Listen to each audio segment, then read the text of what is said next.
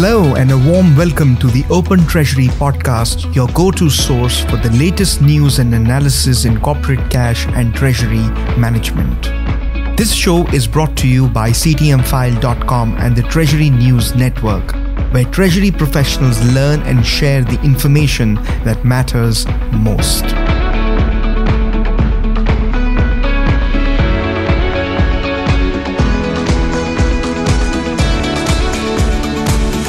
I am your host Pushpendra Mehta. Joining me today are Jack Large, editor of CTMfile, and Ben Poole, writer at CTMfile. It's time we dig deeper and get your thoughts on our topics for today, namely China's rate cut while the US Fed pauses rate hike, North American CFOs pessimistic on economic conditions, payment fraud in Great Britain and the United States, drop in US corporate cash allocations to bank deposits, and finally Bank of America's return to the green bond market. Our audience can read articles, interviews, and industry roundups by visiting ctmfile.com or by following the links in our show notes. Let's start today's discussion with the first story that revolves around China's interest rate cut, while the US Federal Reserve or Fed projects more hikes to come. China's central bank has cut a key short-term policy rate as it deals with sluggish economic data indicating that further monetary easing lies ahead. The US Federal Reserve, or the Fed, on the other hand, has decided against what would have been an 11th consecutive interest rate increase, but said there would be further 2 rate increases later this year, meaning its hiking cycle is not yet complete. Rate cuts and pauses. The world's 2 leading central banks just made very different decisions. Jack, what do you make of this divergent approach in monetary policy? It sums up the difference between the two systems. The USR and banks like the ECB and banks around the world are using interest rate to control inflation, which, in my opinion, isn't working that well. On the other hand, China is concerned about sluggish growth in the economy, which is very different views, and I think it's no wonder that China is continuing to grow while we have low growth around the world. The problem for the corporate treasurer, though, is what do they do about it? I think they're going to have to accept that this divergence between the two approaches is going to continue, and we're going to see this continue for many years to come. I see no hope here, really. Yeah, definitely it's a divergence, Jack. As you said, obviously we're well aware of inflation in the West, where we're based. China only has, I think the last inflation print from China was 0.2%. So it's a very different issue that they're trying to manage with the monetary policy tool of interest rate revision. That said, I think 10 basis points was the move they made, which is pretty cautious in the overall scheme of things. Like, I know when you put a financial amount to that, what they're trying to generate in the economy, it's pretty big, but 10 basis points it's not the biggest move they could have made. So I think caution is the watchword, maybe is the one thing that unites the central banks, is that they're both being pretty cautious and maybe just looking a lot at the data at the moment rather than making sweeping changes to their rates. Like obviously last year we saw the jumbo hikes in the US as the Fed tried to really kind of have an aggressive year in 2022. Yeah, one of the interesting things in the article I found was the fact that already 2 central banks in Japan and New Zealand have said that they're not going to increase interest rates again. I think that signals the beginning of the end of this type of management, that it'll take a long while to come through. Absolutely, yeah. And in the States, you had the chair of the Fed, Jerome Powell, commenting that inflation has not reacted much to their existing rate hikes. And so they're going to have to keep at it, and that's announcing that even after they paused. And he also made the comment that any cuts, which, the markets seem desperate for cuts, they've been pricing them in and having to keep pushing those priced-in cuts further down the road.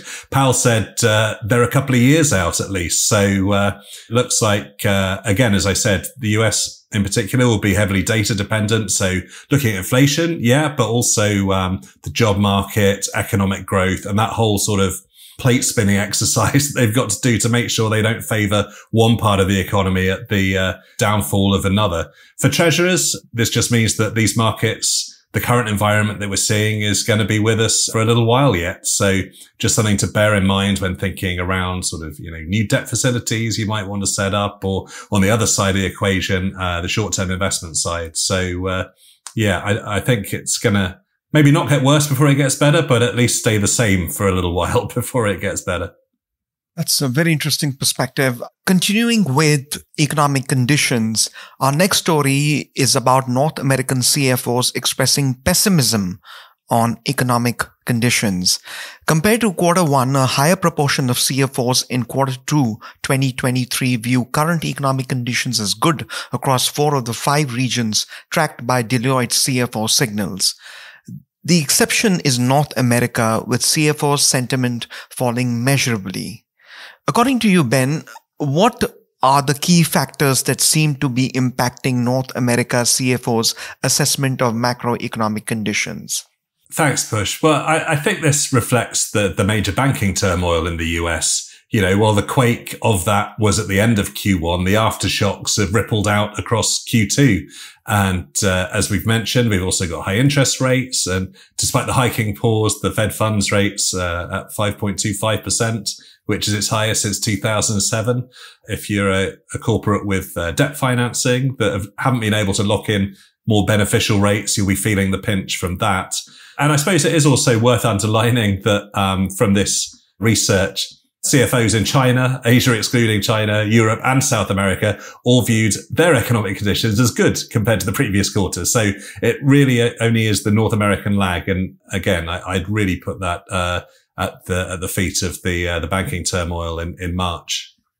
Yeah, the optimism on how much it is good time to take risks, greater risks, is declining rapidly, and it's now below what it was even in the COVID peak of the pandemic, which shows how cautious CFOs in the US are getting. I don't see any way out of this. There's no obvious thing that a corporate can do that is, unless they've got surefire investments or expenditure that they need to do or have to do. Yeah, it will be fascinating to see if this sentiment of North American CFOs bounces back at all in the Q3 report. Obviously, we've not even started Q3 yet, but that's just to keep an eye on it. If this was just a blip based on the that banking turmoil, or if it's the sign of a sort of a longer term trend that might be kicking off. Ben made an important point earlier, which is that very much the market reaction in the US in particular is data driven. And I think that's going to continue. So that there doesn't seem to be any optimism there either. That's an interesting perspective. The next topic that was discussion is about payment preferences and fraud keeping Great Britain and the United States finance leaders up at night. Bottom Line's 8th annual Business Payments Barometer has revealed that finance leaders in Great Britain and the United States are facing a challenging operating environment, with over 80% of businesses in Britain and in the US forced to accept new payment methods in the last 12 months. Financial decision makers are also continuing to tackle a rise in fraudulent activity, as 39% of British and 35% of US businesses experienced payments fraud over the last year. Jack, from a corporate treasury perspective, what particularly concerns you about Bottom Line's research findings about payment fraud in Britain and the US?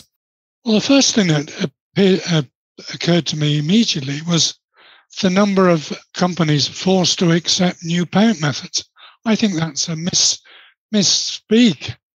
It's a natural generation in payment systems. It evolves. Some drop off, some new ones occur. At the moment, we're getting more new ones than unusual. They're not being forced. Well, they are in some ways, But the thing is that they can constantly evolving.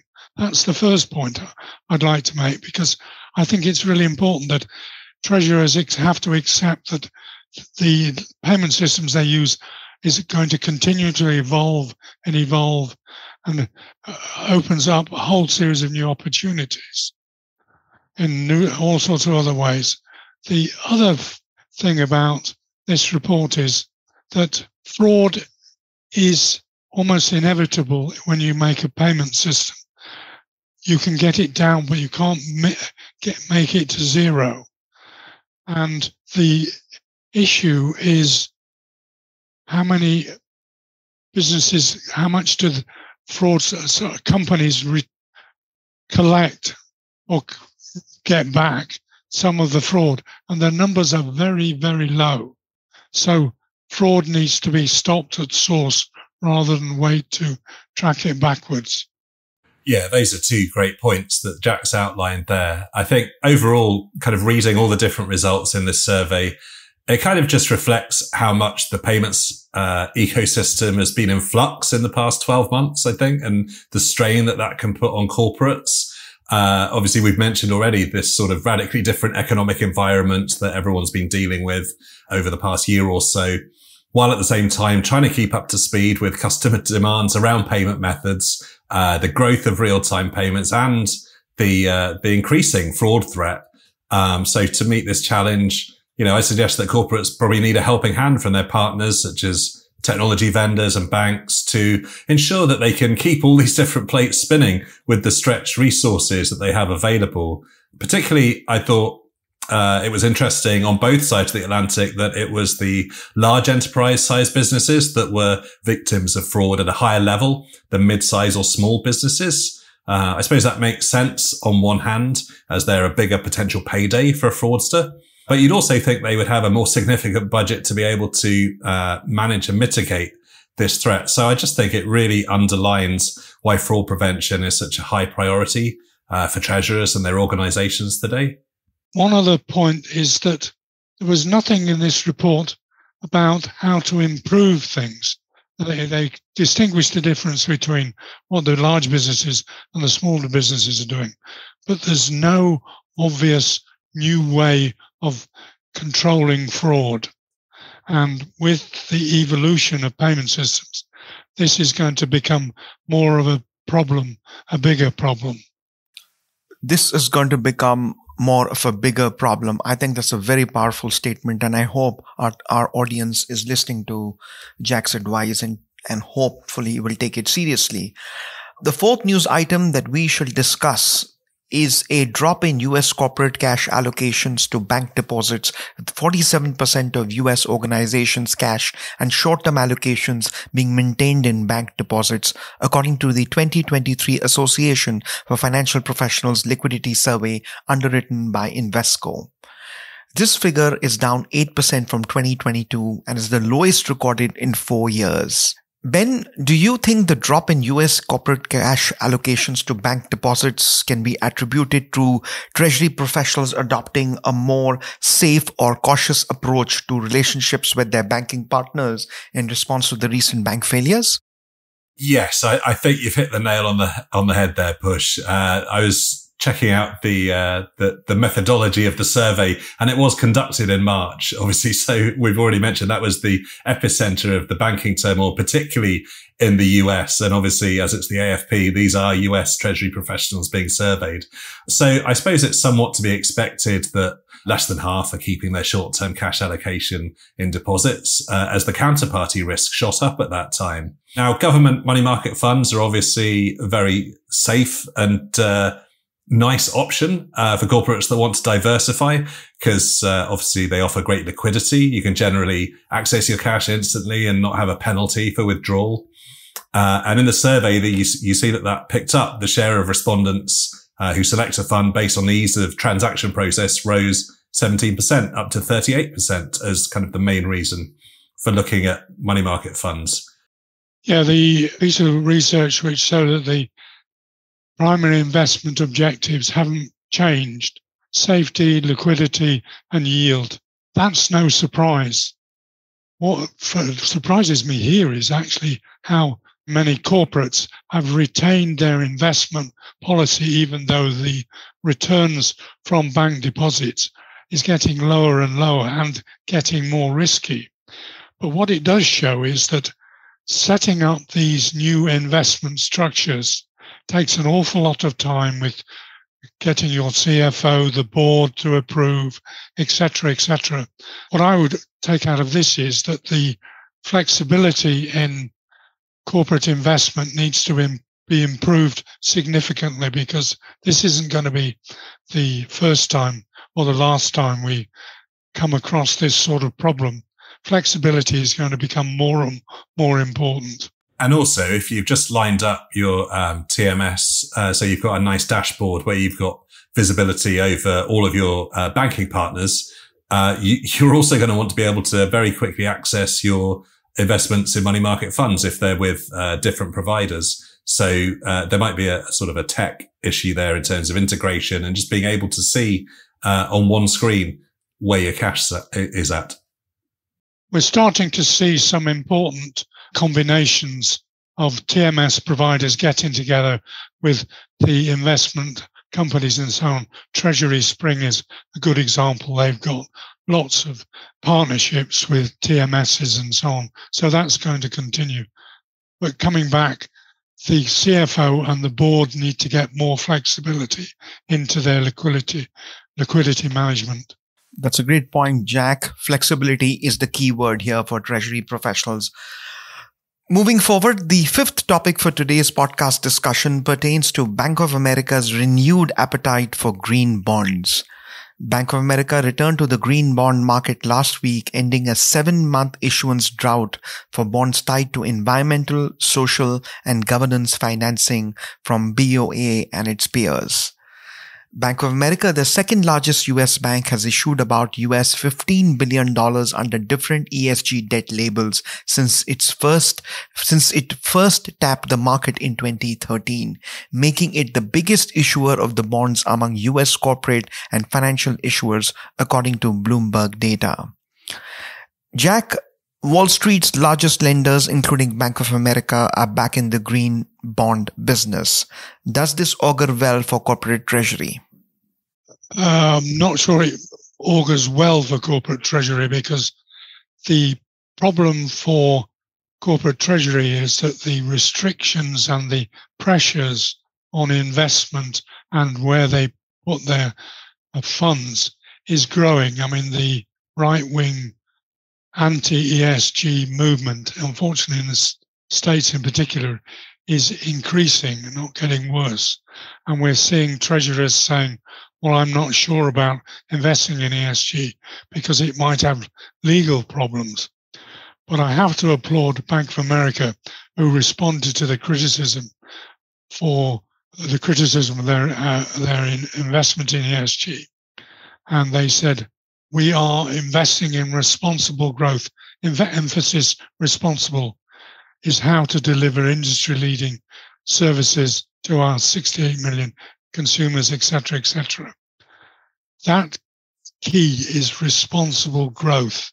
And that's what we're getting out of here, is somehow corporates are going to have to wrestle with this so that they do promote through their investment responsible growth. I think they need a lot of help.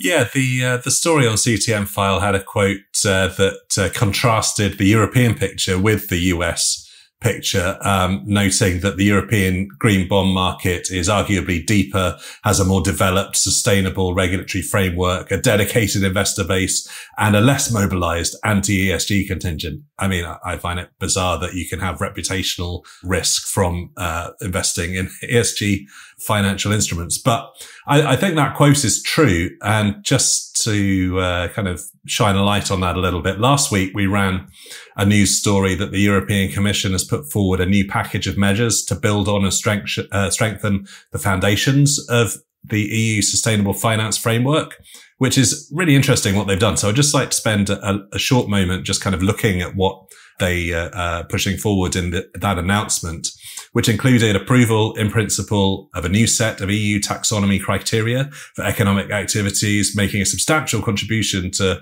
one or more of non-climate environmental objectives such as sustainable use and protection of water and marine resources, transition to a circular economy, pollution prevention and control, and protection and restoration of biodiversity and ecosystems. They've also adopted targeted amendments to the EU Taxonomy Climate Delegated Act, which expand on economic activities contributing to climate change mitigation and adaptation that wasn't included so far. And the EC also noted that the ESG ratings market suffers from a lack of transparency, which is something we've discussed before and comes up a lot in debates around greenwashing. So as part of this package of measures, the Commission is proposing a regulation to improve the reliability and transparency of ESG ratings activities. So I think that's really important, and it kind of underlines the fact that Europe is leading on this point, but also really gets to the heart of the greenwashing debate. And we need all of the blinds open. You want to be able to see what funds, for example, are investing in, what are their underlying investments if they're packaged up as an ESG fund. And moves like this will absolutely help that. Yeah, that piece of research, which is well described by Ben, the EU initiative is important, but it also shows how the Treasurer needs to juggle their investment and their policies depending on which part of the world they're dealing with. This is a complexity that we haven't seen before, but you're going to have to manage this. Yeah, that's a great point. Well said, Ben and Jack. Finally, what is your choice for the biggest or most important story of the past week and why? Jack, can I ask you to go first? Yeah, I always go first. Okay, I've got three conclusions, all of which I think are equally important. First, treasurers have to accept the payment systems evolve and there's going to be continual churn. They're not going to be static and you can forget about it and do something later. It's probably each year you need to look at each country in turn as to what is the optimum combination. The second is that inflation control via interest rates is not working. How we get out of this, I don't know, but it's really important that we start to try. And then my third conclusion is just applauding Bank of America for talking about responsible growth, because that is so important.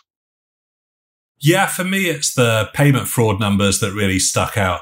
Just the soaring percentages of large enterprises, both in the UK and US, both in the high 40% from the research, that really underlines the severity of the threat that fraudsters pose to treasurers. Ben, you make an interesting point, and I think our audience could benefit from signing up for security training courses on securetreasury.com to make your treasury far more secure than it is today. Thank you, Jack and Ben, for your valuable insights and perspectives. We would also like to thank our CTMfile audience for joining us on this edition of Open Treasury. Please subscribe and look in the show notes for the article links. Thank you.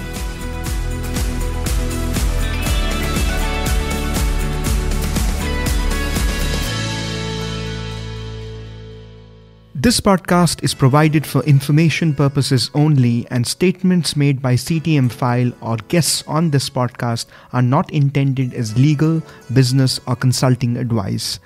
For more information, visit ctmfile.com.